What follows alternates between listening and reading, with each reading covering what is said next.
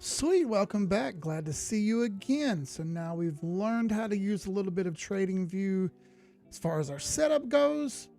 Now let's go just a touch farther, figure out exactly how to use some of the cool features on TradingView just from a simplistic point of view. Show you some basic stuff here that'll help you out a ton. All right, so in the last video, we went over how to set up dark mode, some basic stuff about how to create a watch list. On the right, you see my very, very large watch list that I've got over here. And I'll zoom in a little bit here so you can see it a little better. There you go, and I'll drop the camera out. There's my watch list. I've obviously got many in there. You don't have to have that many if you don't want. It's totally up to you. I want you to understand that it's your chart, your list. Make it how you want. It doesn't have to be the same as mine. So on the bottom, that is our time scale from left to right, our x-axis from left to right. If you remember this, back when you were in middle school or high school, you learned about the x-axis and the y-axis. Well, we're about to use that in great detail. You probably thought you'd never use it. Well, you are now. Now, one thing I didn't necessarily go over a ton was just how to maneuver on the chart a little bit. If you're using the mobile app, you can simply grab any point on the chart, touch it, and slide your finger, and you'll move the chart around back and forth, up and down. Let's say you want to zoom in. You do it just like a picture that you would with your phone. You use 2 points of contact and spread it apart to zoom in and spread it together to zoom very, very tight. Totally up to you on that. But let's say you're on the PC like I am right now. I usually do most of this on the PC. You need to learn how to move around with the mouse. While we're on that, you'll notice that my chart probably looks a little different than yours. That's because I've removed the grid lines from the background. It's just something that distracts the heck out of me when I'm trying to use my chart is all the grid lines. So if I right click the mouse anywhere in the background like that, all right, then we're going to go down. I'll zoom in a little bit here so we can see it a little better. We'll go down to settings. You can also change the color theme. You can just do dark and light if you'd like. If you don't already have it in dark mode, you can do it here. But I'm going to go to settings. All right, you got different stuff here, obviously, but I'll just show you quickly.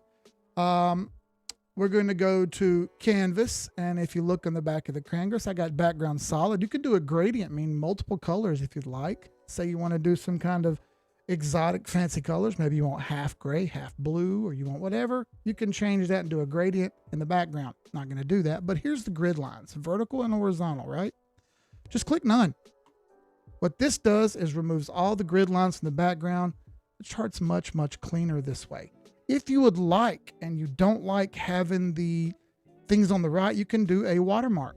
You click the watermark, and as you see in the background now, pull my camera back up and look right there. We have in the background Bitcoin USD, right? Very cool. It'll always be there, and you can kind of slide it out of the way for anyone who's asking, well, what kind of chart are you looking at? Well, there's your answer. You can turn the watermark on if you'd like. I'm going to turn it back off. I don't particularly like it, but you can use it if you'd like. Totally up to you. So x-axis on the bottom, obviously the time scale goes from left to right. As you see, right now we got 2021, 2022, 2023. You see it kind of goes sideways. Cool. So if I just grab the mouse at any point in the blank part of the screen and I slide from left to right, we can move the chart from left to right and it all moves together. On the right, just behind my camera here, we have the price scale.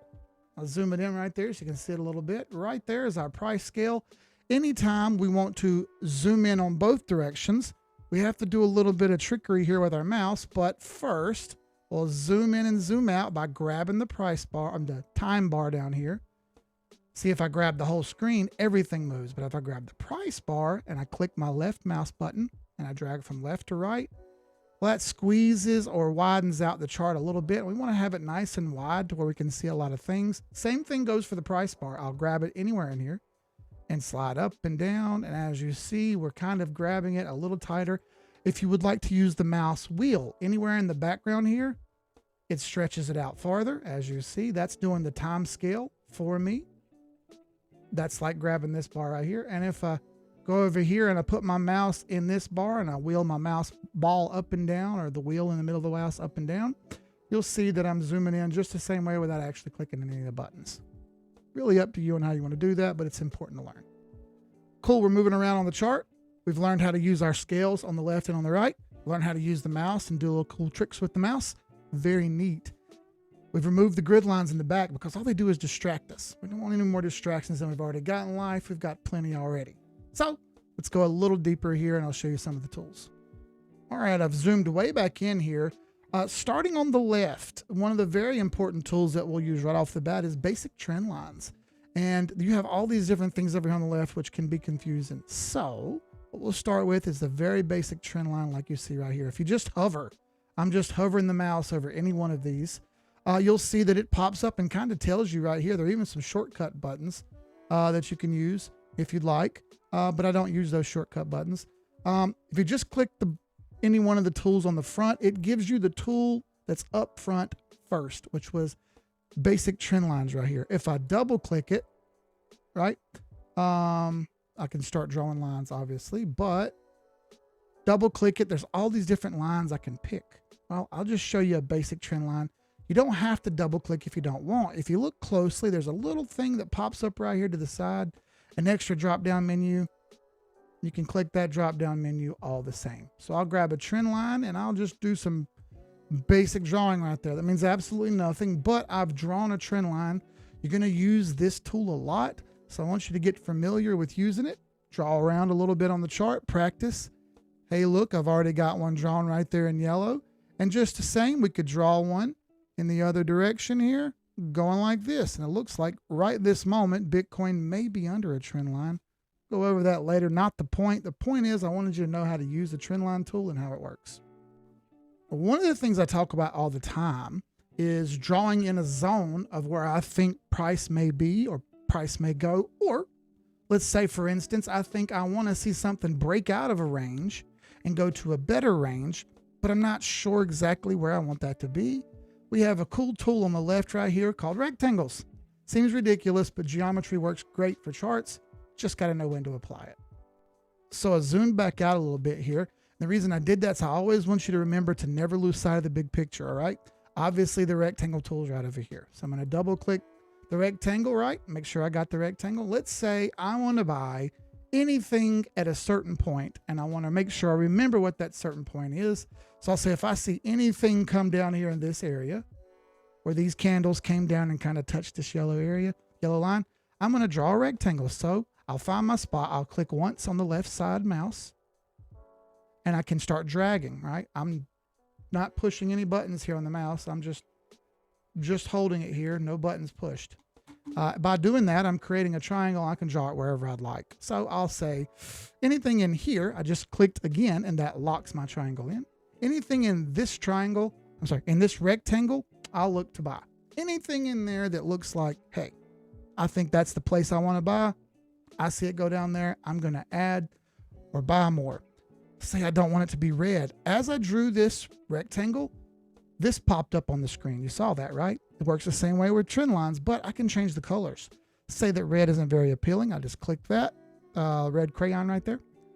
I can pick green. That does the border. There's a little paint bucket right here. I'll click the paint bucket, and as you see, we can make that whole big rectangle green.